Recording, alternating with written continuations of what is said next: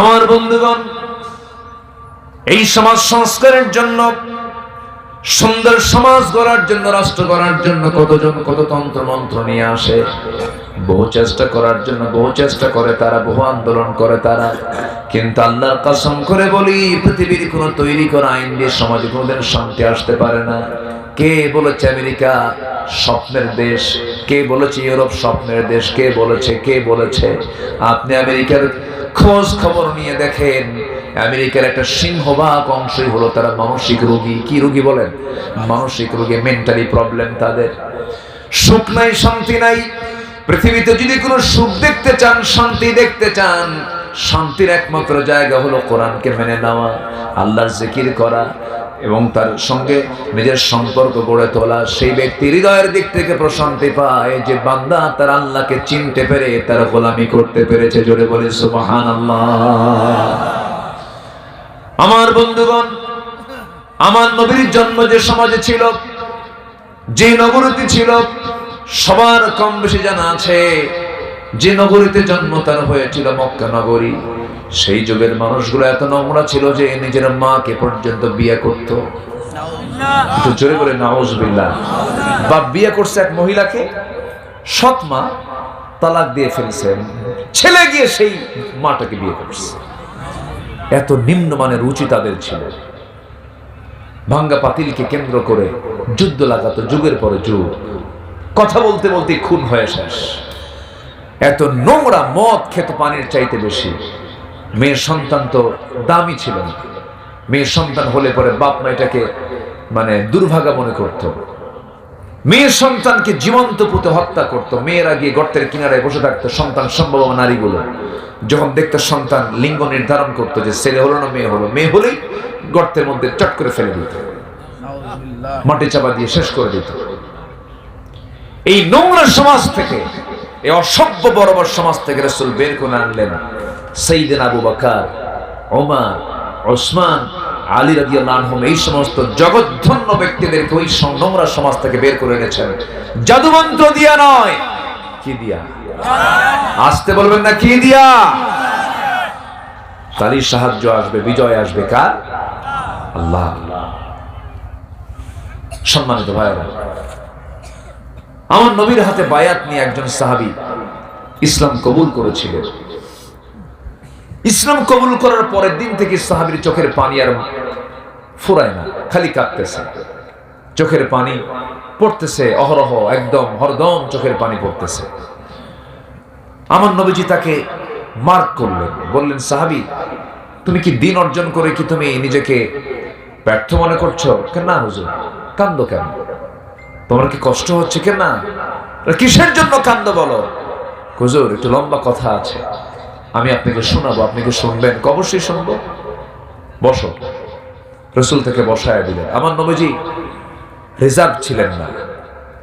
আমার নবীজি মুখগমটা মুখ ছিলেন না। তিনি হাসতেন, মিশতেন, কথা বলতেন, কৌতুক করতেন, মজা করতেন। আলহামদুলিল্লাহ বলবেন না? কিছু কিছু লোক আছে, হাসেও না, কান্দেও না, আছে না? আসতে বলে, আছে না? নাই? এর মধ্যে যে মানিক একটা, ওরে আমি কোনোদিন হাসতে দেখি না। কানছে অবশ্য, সিলেটে এসে কানছে। সিলেটবাসী খুব খেদমত করেছে, কলার পাতা দিয়েছে, বিসিটাও আউট করে দিয়েছে। জানেন না আপনারা? জানেন? হ্যাঁ, পারে, সিলেটবাসী পারে। আল্লাহ কি না পারেন দেখেন। তো আমার নবীজি খুব হাসি খুশি মানুষ ছিল, হাসতেন তিনি। এক সাহাবী রাসূলের সামনে বলে, হুজুর, আমার একটা ওয়াজ আছে। রাসূল বলেন, তোমার আবার কি ওয়াজ? হুজুর, আমার ওয়াজ কি আর আপনার মতো হবে? শুনবেন? রাসূল বলেন, বলো। ভাইজান,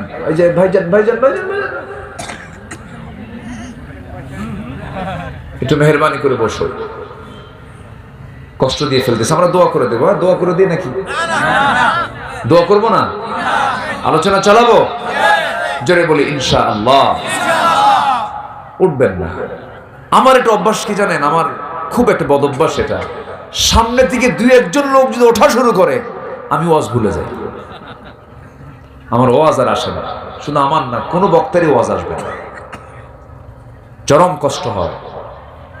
সামনে দিকে শ্রোতা উঠলে বক্তার এতটাই কষ্ট হয়, এটা এখানে বসলে টের পাওয়া যাবে। আপনি বসে থাকে মানে আমাকে সহযোগিতা করা, আপনি বসে থাকে মানে কোরআনের মাহফিলের সৌন্দর্য রক্ষা করা। আলহামদুলিল্লাহ বলেন। তাহলে আমাকে কেউ কষ্ট দিবেন? মাহফিলের সৌন্দর্য কেউ নষ্ট করবেন? আল্লাহ তুমি কবুল করো, জোরে বলি আমিন। একটু বসুন। খুব যদি চাপ চুপ লাগে, নিম্ন চাপ যদি আসে, শীতকাল তো, খুব যদি সমস্যা হয় একটু নোকটা উঁচু করবেন, টের পাবেন, তখন আর কিচ্ছু কব না, একটু এটা বলবেন, তাহলে বুঝবো যে না আসলে আপনার সমস্যা। এতে নিম্ন চাপ, আবার কিছু কিছু লোক আছে ঊর্ধ্ব চাপও আছে, বিড়ি খাওয়া চাপ। এই চাপও কিন্তু কম না। দেখেন গ্রামের কিছু মাতব্বর আছে, এই দরবারে বসতে বসতে কথা বলতে বলতে হঠাৎ করে নাই বাড়ির সিপাই যা দেখায় বিড়িটা। আচ্ছা এরকম আছে না নাই বলেন তো? চাচা আপনি কই গেছিলেন? বলে যে ব্রেন একটু হ্যাং মারছিল, হ্যাং, ব্রেন কাজ করতে টান দিয়া ব্রেন সতেজ করলো। আছে কিনা বলেন তো? একটু বসুন। কতই তো সময় দিলাম, চার আড্ডায় বসলাম, রাস্তার মোড়ে মোড়ে বসলাম, মোবাইলে ঢুকে কত প্রোগ্রাম দেখতে দেখতে 2 ঘন্টা 3 ঘন্টা 4 ঘন্টা চলে গেল। আর এই মাহফিলে বসে থাকলে পরে কি হবে জানেন? জীবন থেকে গুনাহ ঝরে যাবে। একটু বসেন।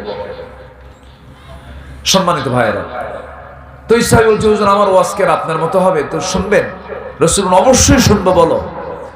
আমার নবীজির একটা তবিয়ত ছিল, আমার নবী শুধু বলতেন না কথা, তিনি শুনতেন। কার কোন অভিযোগ তিনি শুনতেন। ওই সাহাবী আমার নবীর সামনে দাঁড়ায় গেলেন, দাঁড়িয়ে গিয়ে বলছেন ইয়া রাসূলুল্লাহ, আমি যখন দিন গ্রহণ করি নাই, দিন গ্রহণ করার পূর্বে আমি একটা প্রতিমার পূজা করতাম, মূর্তির পূজা করতাম, মূর্তি থেকে সম্মান করতাম, বুকে নিতাম, পিঠে নিতাম, মাথায় নিতাম, ভাগ্যের প্রতীক মনে করে ওকে নিয়ে ঘুরতাম, যেখানে সেখানে যেতাম। একদিন লম্বা সফরে বের হলাম, প্রতিমাকে সঙ্গে করে নিয়ে ভাগ্যের প্রতীক মনে করে বের হলাম। হঠাৎ করে আমার জরুরত চাপলো, শৌচকার্যের প্রয়োজন হলো। সঙ্গে সঙ্গে করলাম কি, আমার এই দেবতাকে সঙ্গে করে নিয়ে যাব কেমন করে, এটা তো বেয়াদবি হয়ে যায়, এটা মনে করে ওই মূর্তিটাকে, দেবতাটাকে আস্তে করে উঁচু জায়গায়, একটা উঁচু জায়গায় রেখে দিলাম। রেখে দিয়ে আমি আড়ালে চলে গেলাম। শৌচকার্য কমপ্লিট করে এসে আবার সেই প্রতিমা, সেই দেবতাটাকে আমার হাতের মধ্যে নেব, এমন সময় লক্ষ্য করে দেখি আমার সেই দেবতার মাথা থেকে পা পর্যন্ত পানি দিয়ে ভেজা। আমার নবীজি মুস্কি মুস্কি হাসতেছে। রাসূল বলেন এরপরে কি হুজুর আর বলেন না। আমি ওই মূর্তিটাকে নিয়ে ভাবলাম এই হুজুর রহমতের পানি, বরকতের পানি, এটা মনে করে আমার জিহ্বা লাগায় দিলাম। জিহ্বা লাগানো মাত্রই দেখি আমটা আমটা গন্ধ। সামনের দিকে তাকায় দেখি কুকুর একটা লেজ গুটায়া যায়। ভাবলাম কাম তো এটাই সারছে। কি কথা কি বুঝতেছে? আমার নবীজি মুস্কি মুস্কি হাসি মারলেন, সাহাবায়ে কেরাম আওয়াজ দিয়ে দিয়ে হাসলেন। আমার নবীজি বলছেন এরপরে কি করলে, আসলটা কও। সাহাবী বলছেন ইয়া রাসূলুল্লাহ, এরপরে আর কি করব? এমন রাগ উঠলো, মনে মনে চিন্তা করলাম তুই আমার রব ছিলি, আর রব মানবো না। এত খেদমত করলাম, এত সম্মান করলাম তোর, তুই তোর নিজের অস্তিত্ব রক্ষা করতে পারিস না, কুত্তার মতো থুয়ে যায়। এমন জোরে আসার মারলাম, এক আসারে জমিনে ফেলে দিয়া ভেঙ্গে চুরমার করে আপনার সামনে সে এমন রবের সন্ধান পেয়েছি যিনি আকাশেরও রব, জমিনেরও রব। যেরকম সুবহানাল্লাহ। আমার নবী যেমন করে সময় দিতেন সাহাবায়ে কেরামকে, ওই সাহাবীর সামনে নবীজিও বসে গেছেন। সাহাবী নবীর সামনে বসে বলছে হুজুর আমার মনটা বড় খারাপ, কয়েকদিন যাবত। কেন, কি হয়েছে? হুজুর আমার সব গুনাহ মাফ হলো। বুঝে একটা গুনাহ মাফ হবে না, কিসের গুনাহ বলো হুজুর? জাহেলি যুগে নিজের হাতে নিজের মেয়েকে আমি হত্যা করেছি। রাসূল বলেন কেমনে করেছে বলো তো? আমার নবীর সামনে তিনি বর্ণনা দিদি নিয়ে কেঁদে কেঁদে বলছেন, রাসূলও কাঁদতেছেন, সাহাবীও কাঁদতেছেন, বলছেন হুজুর 6 মাসের বাচ্চা আমার স্ত্রীর গর্ভে। বললাম তুমি তোমার মার বাড়ি চলে যাও, সন্তান ছেলে হলে নিয়ে আসবে, মেয়ে হলে পরে জীবন্ত পুঁতে হত্যা করবে। সন্তানটা মেয়ে হয়েছে হুজুর, কিন্তু বউটা আমাকে মিথ্যা বলেছেন সন্তান মৃত হয়েছে। আমার চোখের আড়ালে অন্য বাড়িতে তাকে ধীরে ধীরে বড় করে 6 বছর যখন বয়স, সন্তানটা আমার চোখের সামনে দিন পড়ে গেল। আমার মতোই চেহারা, আমার মতোই চুল, আমার মতোই হাত, আমার মতোই পা, চট করে ধরে বউয়ের সামনে হাজির করলাম। বউটাকে বললাম, বউ আমার সত্যি করে বলো তো সন্তানটা কার? বউ আমার কাঁদতে কাঁদতে গিয়ে আমার পা ধরে বলছে, স্বামী গো, আপনার তথ্য আমি কতক্ষণ গোপন করবো, আমাদের সন্তান, দয়া করে মারবেন না। আমার ভিতরে প্রচন্ড রাগ হয়ে গেল, কিন্তু বুঝতে দিলাম না, ঠান্ডা মাথার খুনি হয়ে গেলাম। আমি করলামটা কি, মেয়েটাকে কোলের মধ্যে আদর করে তুলে নিয়ে সন্তানটাকে চুমু দিয়ে বললাম, মা কোনোদিন দেখি না, আজকে তোমাকে দেখলাম, বড় আনন্দ পাচ্ছি আমি। তাকে খাবার কিনে দিলাম, কাপড় চোপড় কিনে দিলাম। মেয়েটা তার মাকে লক্ষ্য করে বলে, মা তুমি মিথ্যা বলেছো সারা জীবন ধরে, আমার বাবা তো ভালো মানুষ, আমার বাবা তো খারাপ মানুষ না। মেয়েটা আমার বুকে আশ্রয় নিল, কিন্তু আমি যত বড় পাষাণ, আমার সন্তান তো জানতো না রে। ইয়া রাসূলুল্লাহ, পরের দিন বললাম, চলো আমি তোমাকে তোমার নানির বাড়িতে নিয়ে যাব। মেয়েটা আমার সঙ্গে রওনা করলো। নানির বাড়ির দিকে রওনা না দিয়ে জঙ্গলের দিকে রওনা করলাম। জঙ্গল দেখে মেয়েটা ভয়ে বলছে, বাবা এই গভীর জঙ্গলে তুমি কোথায় যাবে? কিচ্ছু বললাম না। জঙ্গলটা পার হয়ে গেলাম, ঠিক দুপুরবেলা। এমন সময় করলাম কি, কোদাল হাতে নিয়ে গর্ত খনন শুরু করে দিলাম। গর্ত খনন যখন করছিলাম, আমার মেয়েটা বারবার বলছে, বাবা তুমি গর্ত খনন কেন করো, কেন গর্ত খনন করতেছো? কিচ্ছু বললাম না। আমার মেয়েটা বারবার আমাকে জিজ্ঞাসা করে, কিন্তু আমি কোনো জবাব দিতে পারছিলাম না। আমি গর্ত খনন করতেছি, আমার মুখে ছিল দাড়ি হুজুর, দাড়িতে এসে ওই মাটিগুলো ছিটকে এসে পড়ে। আর আমার মেয়েটা আস্তে করে গিয়ে আমার দাড়ির মধ্যে নখ ঢুকায় ঢুকায় আমার দাড়িগুলো সাফ করে দেয়। আমার শরীর থেকে ঘাম জড়তেছিল, আমার মেয়েটা গামছা দিয়ে ঘামগুলো আমার শরীর থেকে মুছে মুছে দেয়। বলে, বাবা নানির বাড়ি কখন যাবা? কিচ্ছু বললাম না। গর্ত খনন শেষ হয়ে গেছে। মেয়েটাকে সরল মনে, আমার মেয়েটাকে সুন্দর করে আমি তাকে বুঝায় বললাম, মা দেখো তো গর্ত খনন কেমন হয়েছে। আমার মেয়েটা তো সরল, মুচকি একটা হাসি মারলো। আমি বলার সঙ্গে সঙ্গে মেয়েটা আস্তে করে গর্তের কিনারায় চলে গেছে। গর্তের কিনারায় গিয়ে উকি মেরে যখন দেখতে নিয়েছে, আমি পিছন দিকে চলে আসলাম। এমন জোরে ধাক্কা মারলাম, এক ধাক্কায় গর্তের মধ্যে পড়ে গেছে, উপর হয়ে আবার চিৎ হলো। দুটো হাত এক জায়গায় করে বলছে, বাবা বুঝতে পেরেছি, আমার মার কথাটাই সত্য হয়ে গেছে। তুমি আজকে আমাকে এখানে মারার জন্য নিয়ে আসছো, আমাকে মেরেই ফেলবা। ও বাবা, তোমার কাছে দুটো হাত এক জায়গায় করে করো জোরে মিনতি জানাই, একটা বারের জন্য আজকে আমাকে বাঁচায়া দাও। আমি কসম করে বলছি, আমার চেহারা আমৃত্যু তোমার সামনে আমি কোনোদিন দেখাবো না, প্রয়োজনে ভিক্ষা করে খাবো। আমার মেয়েটা বারবার বলল, কিন্তু দিলটা আমার গলল না।